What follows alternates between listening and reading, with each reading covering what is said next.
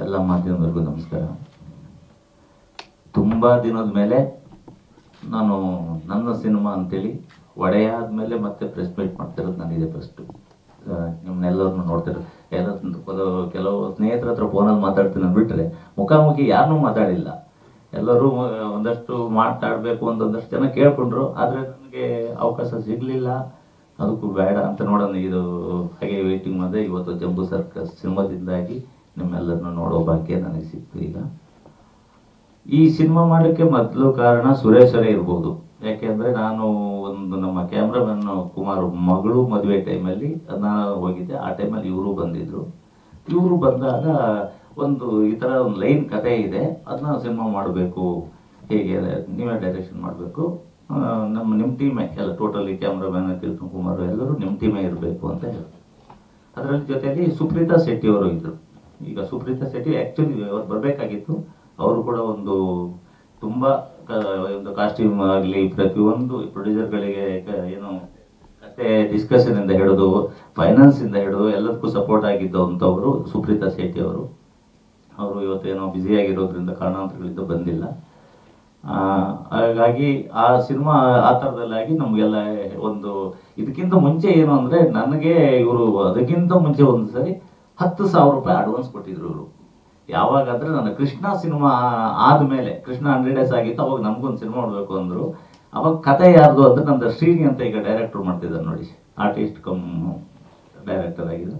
ಅವ್ರಿಗೊಂದು 10,000 ರೂಪಾಯಿ ಕತೆ ಶ್ರೀನಿದು, ನಾನು ಡೈರೆಕ್ಷನ್ ಅಂತ ಹೇಳಿ ಅವಾಗ ಕತೆ ಕೊಟ್ಟಿದ್ದು. ಹಾಗೆ ಇವರು ಮಾಡಿಲ್ಲ, ನಾನು ಬ್ಯುಸಿ ಆಗಿಬಿಟ್ಟೆ. ಆಮೇಲೆ ಇವರು ಟೋಟಲಿ ಪ್ರೊಡಕ್ಷನಲ್ಲಿ ಬ್ಯುಸಿ ಆಗಿಬಿಟ್ರು ಇವರು.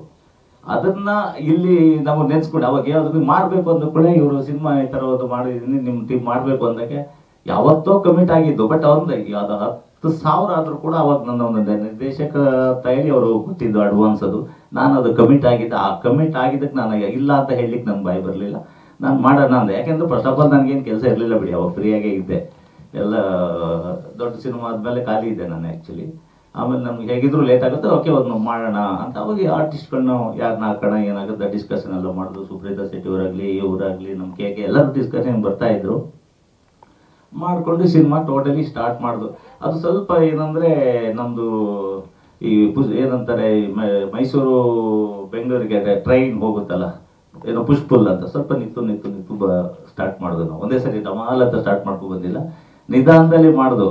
ಅಂದರೆ ಅದಕ್ಕೆ ನಿಮಗೆ ಅರ್ಥ ಆಗಿರ್ಬೋದು ಯಾಕೆ ಅಂತ. ಯಾಕೆಂದ್ರೆ ಫೈನಾನ್ಸಿಯಲಿ ಕಷ್ಟನೇ, ಈಗಂತೂ ಸಿನಿಮಾ ಮಾಡೋದು ತುಂಬ ಕಷ್ಟ ಇದೆ.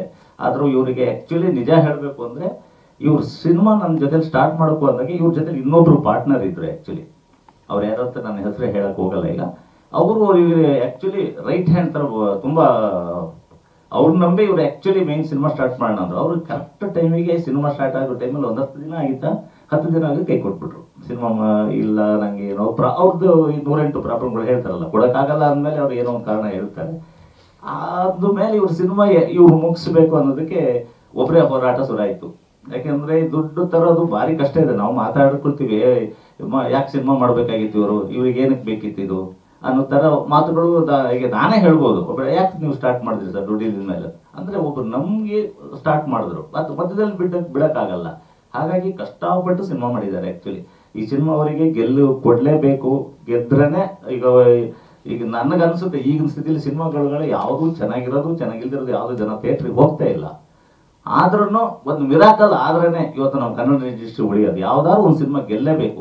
ಈ ಒಂದು ಮಿಡ್ಲ್ ಏಜ್ ಹೀರೋಗಳಾಗಲಿ, ಹೊಸ ಹೀರೋಗಳಾಗಲಿ, ಹೊಸ ಪ್ರೊಡ್ಯೂಸರ್ಸ್ ಆಗಲಿ, ಹೊಸ ಡೈರೆಕ್ಟರ್ಗಳಾಗಲಿ, ಯಾರದೇ ಸಿನಿಮಾ ಆದರೂ ಒಂದು ಸಿನಿಮಾ ಗೆಲ್ಲಬೇಕು. ಆ ಸಿನಿಮಾ ಗೆದ್ದರೆ ಇನ್ನೂ 10 ಪ್ರೊಡ್ಯೂಸರ್ಗಳು ಹುಟ್ಕೊಳ್ತಾರೆ, ಕಲಾವಿದರು ಬರ್ತಾರೆ, ಟೆಕ್ನಿಷಿಯನ್ಗಳಿಗೂ ವರ್ಕ್ ಆಗುತ್ತೆ. ಬಟ್ ಒಂದು ಮಿರಾಕಲ್ ಆಗಲೇಬೇಕು ಯಾವ್ದಾದ್ರು ಸಿನಿಮಾ.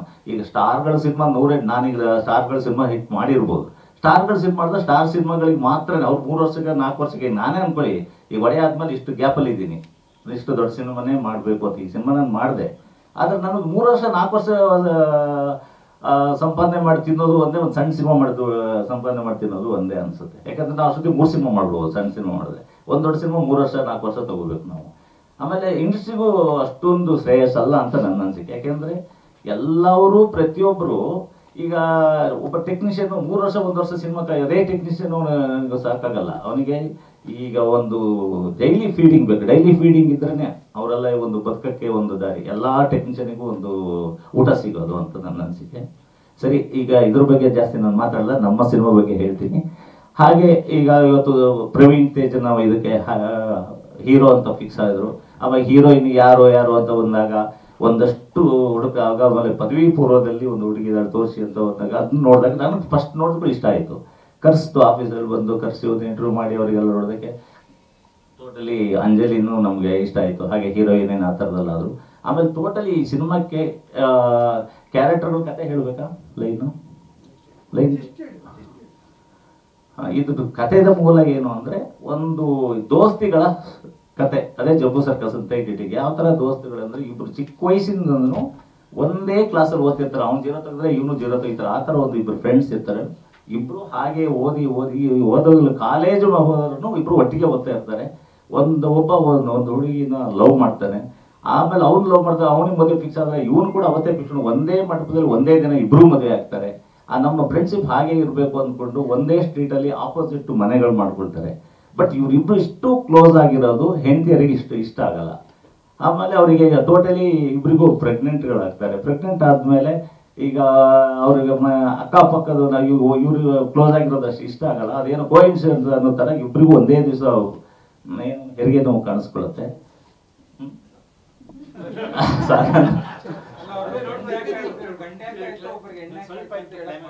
ಅಲ್ಲ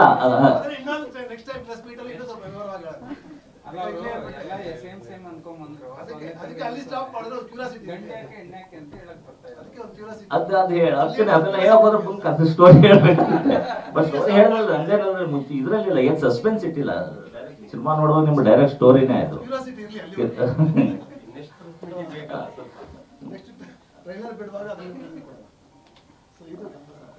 ಟೋಟಲಿ ಇದು ಆ ಎರಡು ಫ್ಯಾಮಿಲಿ ಅಲ್ಲಿ ಅದು ಎದುರುಗಡೆ ಇರ್ತಾರೆ. ಹೆಂಡತಿಯರಿಗೆ ಇಷ್ಟ ಆಗಲ್ಲ, ಮಕ್ಕಳಾಗತ್ತಾರೆ. ಮಕ್ಕಳನ್ನ ಶತ್ರುಗಳ ತರ ಬೆಳೆಸ್ತಾರೆ. ಆ ಮಕ್ಕಳಿಗೆ ಯಾಕೆ ಬೆಳೆಸ್ತಾರೆ, ಮತ್ತೆ ಹೆಂಗ್ ಒಂದಾಗ್ತಾರೆ, ಎರಡು ಫ್ಯಾಮಿಲಿನೂ ಯಾವ ತರ ಕಿತ್ತಾಡ್ತಾರೆ. ಇದೇ ಜಂಬೂ ಸರ್ಕಸ್ ಒಂದು ಚಿಕ್ಕದು ಲೈನು. ಬಟ್ ಹಾಗಂತ ಹೇಳಿದ ಇದೇ ಕತೆ ಅಲ್ಲ. ಕತೆ ಬೇರೆ ಬೇರೆ ತರ ಟ್ವಿಸ್ಟ್ ಇದೆ ಇದರಲ್ಲಿ. ಅದನ್ನ ಸಿನಿಮಾ ಇನ್ನೇನು ರಿಲೀಸ್ ಮಾಡ್ಬೇಕು, ಈಗ ರೆಡಿ ಆಗಿದೆ. ಟೀಸರ್ ಅಲ್ಲಿ ನಿಮ್ಗೆ ಚೂರು ತೋರಿಸಿದೀವಿ. ಈಗ ನೆಕ್ಸ್ಟ್ ಟ್ರೈಲರು, ಸಾಂಗ್ಗಳು ತುಂಬಾ ಚೆನ್ನಾಗಿ ಬಂದಿದೆ. ವಾಸಿಕೆ ವೈಭವ್ ಅವರು ಒಳ್ಳೆ ಟ್ಯೂನ್ ಮಾಡಿ ಒಂದು 4 ಸಾಂಗ್ ಮಾಡಿದ್ದಾರೆ. 3 ಸಾಂಗ್ನ ಕೊರಿಯೋಗ್ರಫಿ ಮಾಡಿದ್ದಾರೆ. ಆಮೇಲೆ ಇನ್ನೊಂದು ಸಾಂಗು ನಾನೇ ಮಾಡಿದ್ದೀನಿ, ಅದು ಸಿಚುವೇಶನ್ ಸಾಂಗು. ಹಾಗೆ ಇದ್ರಲ್ಲಿ 2-3 ಫೈಟ್ ಬರುತ್ತೆ. ಸಿಚುವೇಶನ್ ತಕ್ಕ ಮಾಮೂಲು ಕಮರ್ಷಿಯಲ್ ಫೈಟ್ ಅಲ್ಲ. ಈ ಕತೆಗೆ ಏನ್ ಬೇಕೋ ಅದಿದೆ. ಅದು ನಮ್ಮ ರವಿ ವರ್ಮಾ ಕೈಲೇ ಮಾಡಿಸ್ಕೊಂಡಿದ್ವಿ. ಟೆಕ್ನಿಷಿಯನ್ ಎಲ್ಲ ನಮ್ಮ ಸರ್ಕಲ್ ಇದ್ದಾರೆ, ಎಲ್ಲರೂ ದೊಡ್ಡ ದೊಡ್ಡ ಟೆಕ್ನಿಷಿಯನ್ನೇ ಮಾಡಿದ್ದಾರೆ. ಮಾತ್ರ ನಾನು ಚೆನ್ನೈಯಲ್ಲಿ ಮಾಡಿಸಿದ್ದೀನಿ. ಇದು ಟೋಟಲಿ ಎಲ್ಲ ನಮ್ಮ ರೆಸ್ಪಾನ್ಸಿಬಿಲಿಟಿ ಮತ್ತೆ ಕಾಸ್ಟ್ಯೂಮು ಎಲ್ಲ ಸುಪ್ರೀತಾ ಶೆಟ್ಟಿ ಅವ್ರು ತಗೊಂಡ್ರು. ನಮ್ಗೆ ಇನ್ನೇನು ಹೇಳ್ಬೇಕಲ್ಲ, ಕ್ಯಾಮ್ರಾಮ್ಯಾನ್ ಎಲ್ಲ ನಮ್ಮ ಸಿನಿಮಾಕ್ಕೂ ಪ್ರತಿಯೊಬ್ಬರಿಗೂ ಕೆ ಕ್ಯಾಮ್ರಾಮ್ಯಾನು. ಆಮೇಲೆ ನಮ್ಮ ಹುಡುಗರೆಲ್ಲ M2K ಅವರೆಲ್ಲ ನಮ್ಮ ಕೋ ಡೈರೆಕ್ಟ್ರು. ಮೊದಲಿಂದ ನಮ್ಮ ಸ್ಟ್ಯಾಂಡರ್ಡ್ ನನ್ನ ಸಿನಿಮಾದಲ್ಲಿ ಇದ್ರೆ ಅವರೇ ಮಾಡಿದ್ದಾರೆ. ಆಮೇಲೆ ಡೈಲಾಗು ಈ ಸರಿ ನನ್ನ ಸಿನಿಮಾಕ್ಕೆ ಫಸ್ಟ್ ಟೈಮ್ ಸೇರ್ಪಡೆ ಆಗಿದ್ದು ರಘು ನೀಡವಳ್ಳಿ ಅವರು. ಆ್ಯಕ್ಚುಲಿ ನನ್ನ ಅವ್ರು ತುಂಬಾ ಸಿನಿಮಾಗಳು ನೋಡಿದ್ರು, ಚೆನ್ನಾಗಿ ಓರಿತಾ ಇದ್ರು. ನಾನು ಅವ್ರ ಜೊತೆಲಿ ಕೆಲಸ ಮಾಡಬೇಕು ಅಂತ ಈ ಸಿನಿಮಾಕ್ಕೆ ರಘು ನೀಡವಳ್ಳಿ ಅವರು ಒಂದು ಡೈಲಾಗ್ ಬರೆದ್ರು.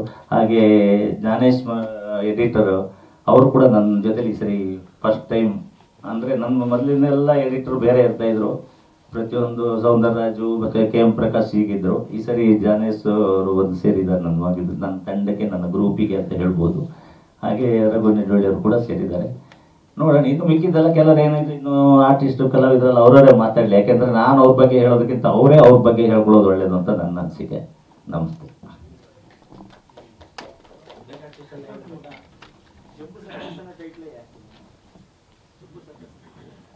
ಜಂಬೂ ಸರ್ಕಸ್ ಅಂತ ಅದಕ್ಕೆ ಸಿನಿಮಾ ಕತೆ ಹೇಳಕ್ ಹೋದ್ರೆ ಬೇಡ ಅಂತ ನಿಲ್ಸ್ಬಿಟ್ರು ನನ್ನ.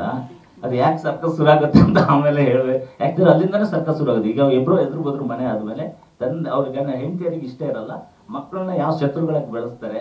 ಆ ಮಕ್ಕಳುಗಳು ನಾವು ಅದರಲ್ಲೇ ಟ್ವಿಸ್ಟ್ ಇದೆ. ಮಕ್ಕಳು ಏನು, ಯಾಕೆ, ಯಾರ ಮಕ್ಕಳು ಅನ್ನೋದು ಟ್ವಿಸ್ಟ್ ಇದೆ. ಅವ್ರ ಎರಡು ಫ್ಯಾಮಿಲಿಗೆ ಏನು ಜಂಬೂ ಸರ್ಕಸ್ ಆಗಿದೆ. ಅದರಲ್ಲಿ ಹೀರೋಯಿನ್ ಇಬ್ರು ಲಗೋರಿ ಟೀಮ್ ಅಲ್ಲ, ಏನಕ್ಕೆ ಲಗೋರಿ ಟೀಮ್ ಕಟ್ತಾರೆ. ಅದರಲ್ಲಿ ಒಂದು ಹೀರೋಯಿನ್ ಟೀಮ್, ಒಂದು ಹೀರೋ ಟೀಮ್ ಇರುತ್ತೆ. ಅಲ್ಲೂ ಕೂಡ ಅವ್ರದ್ದು ಫೈಟಿಂಗ್ ಇರುತ್ತೆ, ಅಂದ್ರೆ ವಾರ್ ಫೈಟ್. ಅದರಲ್ಲಿ ಆ ಕಥೆ ಅದನ್ನ ಬೆಳ್ಕೊಂಡು ಹೋಗ್ತಾರೆ. ಕಥೆ ನಾನು ಫುಲ್ ಹೇಳೋಕೆ ಬರ್ತಾ ಇಲ್ಲ. ಈಗ ಆ ಕಥೆಯಲ್ಲಿ ಜಂಬೂ ಸರ್ಕಸ್ ಅದು ಅಲ್ಲಿಂದನೇ ಸ್ಟಾರ್ಟ್ ಆಗೋದು. ಆ್ಯಕ್ಚುಲಿ ಆ ರೋಡಲ್ಲೇ ಸ್ಟಾರ್ಟ್ ಆಗುತ್ತೆ ಜಂಬೂ ಸರ್ಕಸ್ ಏನು ಅಂತ. ಆಮೇಲೆ ಅಷ್ಟೇ ಇದ್ರ ಜೊತೆಗೆ ಜಂಬೂ ಸರ್ಕಸಲ್ಲಿ ಈಗ ಸ್ವಾತಿ ಅವರು ಇದ್ದಾರೆ, ಲಕ್ಷ್ಮಿ ಇದ್ದಾರೆ, ರವಿಶಂಕರ್ ಗೌಡ ಇದ್ದಾರೆ, ಆಮೇಲೆ ಅಚ್ಯುತಣ್ಣ ಇದ್ದಾರೆ. ಆಯ್ತು 1.5 1 ಮುಕ್ಕಾಲು ವರ್ಷ ಆಗೋಯ್ತು, ಮತ್ತೆ ಮಧ್ಯೆ ನಿಲ್ಸಿ